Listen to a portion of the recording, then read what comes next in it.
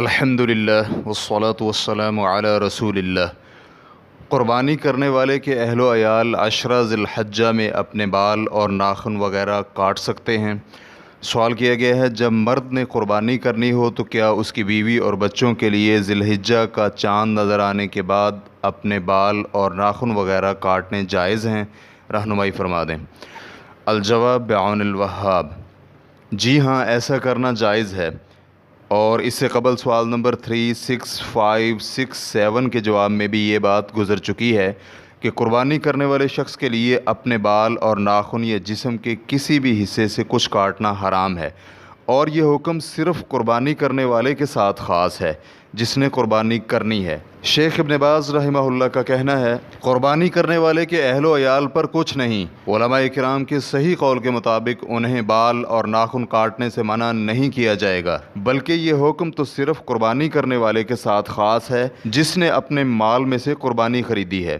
Reference کے لیے دیکھیے فتاوی اسلامیہ جلد نمبر 2 صفحہ نمبر 316، اور اللجنہ الدائمہ مستقل فتویٰ کمیٹی کی فتویٰ میں ہے کہ جو شخص قربانی کرنا چاہے اس کے حق میں یہ مشروع ہے کہ وہ ذی الحجہ کا چاند نظر آنے کے بعد اپنے بال، ناخن اور اپنے جسم کے کسی بھی حصے سے کوئی بھی چیز نہ لے۔ اس کی دلیل امام بخاری رحمہ اللہ کے علاوہ محدثین کی ایک جماعت کی روایت کردہ یہ حدیث ہے۔ ام سلمہ رضی اللہ عنہا بیان کرتی ہیں کہ رسول اللہ صلی اللہ علیہ وآلہ وسلم نے فرمایا، جب تم ذی الحجہ کا چاند دیکھ لو اور تم میں سے کوئی ایک قربانی کرنے کا ارادہ رکھتا ہو تو وہ اپنے بالوں اور ناخن کے کاٹنے سے رک جائے۔ اور ابو داؤد اور مسلم کے الفاظ کچھ یوں ہیں، جس کے پاس ذبح کرنے کے لیے کوئی قربانی ہو تو جب ذی الحجہ کا چاند نظر آ جائے تو وہ قربانی ذبح کرنے تک اپنے بال اور ناخن نہ کاٹے۔ سنن ابی داؤد حدیث نمبر 2791، صحیح مسلم حدیث نمبر 1977۔ چاہے وہ قربانی خود اپنے ہاتھ سے ذبح کرے یا پھر اسے ذبح کرنے میں کسی اور کو وکیل بنائے، لیکن جس کی جانب سے ذبح کی جا رہی ہے اس کے حق میں مشروع نہیں، کیونکہ اس بارے میں کوئی چیز وارد نہیں ہے۔ ریفرنس کے لیے دیکھیے فتاوی اللجنۃ الدائمۃ للبحوث العلمیۃ والافتاء جلد نمبر 11 صفحہ نمبر 397۔